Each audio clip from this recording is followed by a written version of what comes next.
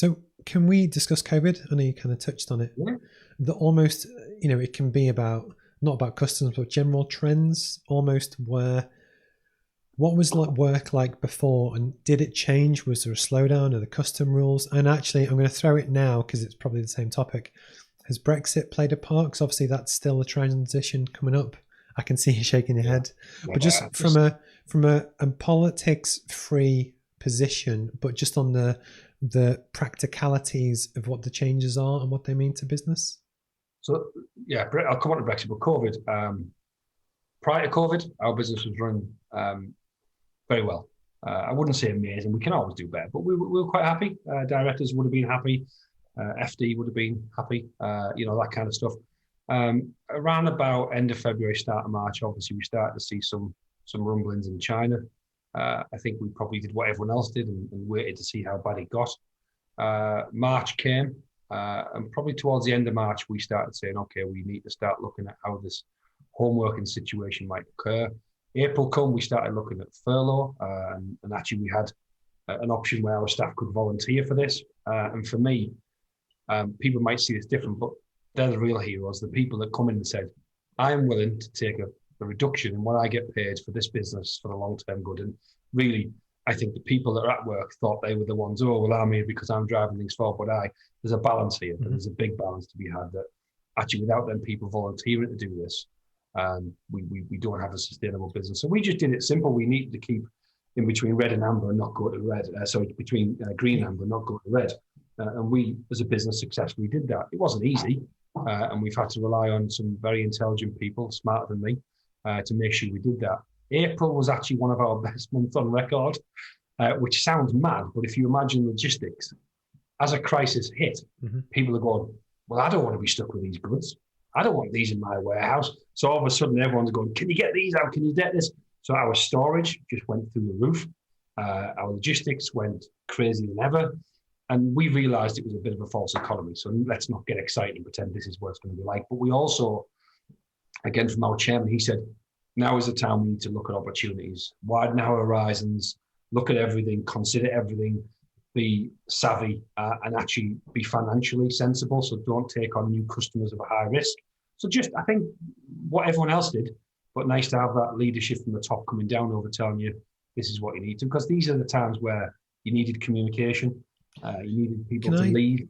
Jump in on that point? Yeah, go on. What do you feel that your company did really well?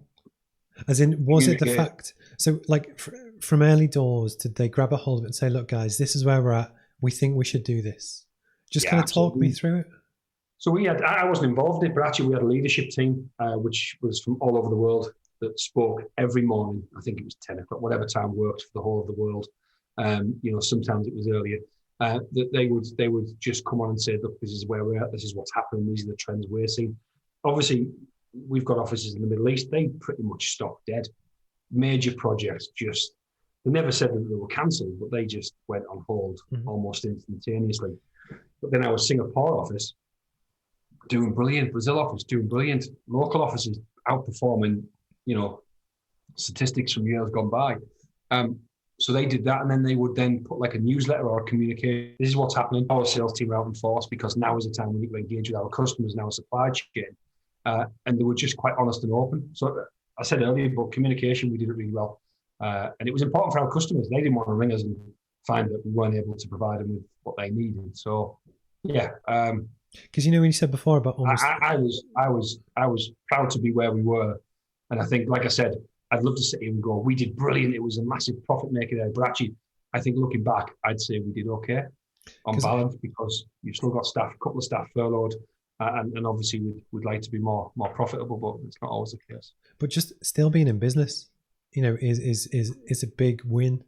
And I remember for some of the companies that I look after, I remember the day it all started to kick off, and we were trying to figure out what is it, how does it work, what's this furlough thing, weekly calls with different people, and it was just, again, it's how we take the learnings from it, and then next time this happens, because there will be another time.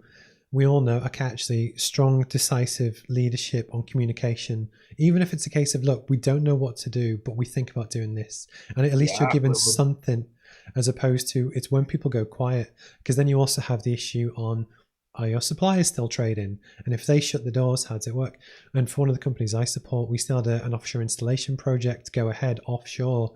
So we started to make stuff whilst everyone else was shut down and some of our suppliers had shut down. And it was just constantly trying to learn and adapt. And I think it's always good to kind of, anyway. Yeah, so we had Valenbeck, which sustained fairly well. We had LV that sustained pretty much fairly well. Obviously, my partner's got a business, a florist, which was shut down on day one.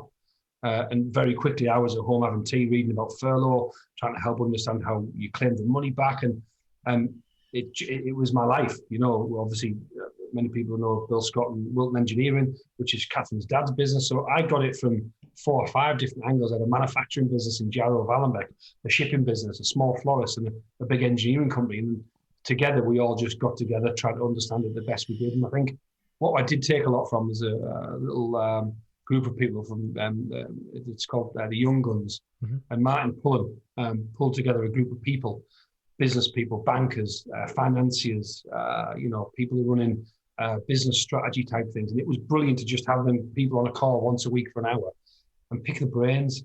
And I think we did what I've liked certain aspects of this. Mm-hmm. I've liked spending more time with family and playing board games. Not being able to go out has meant that we've had to spend more time talking. And I think we've gone back to some old-fashioned values, which is nice. And I hope that if one good thing comes of it, it's that we appreciate things a bit better and we become nicer people, dare I say.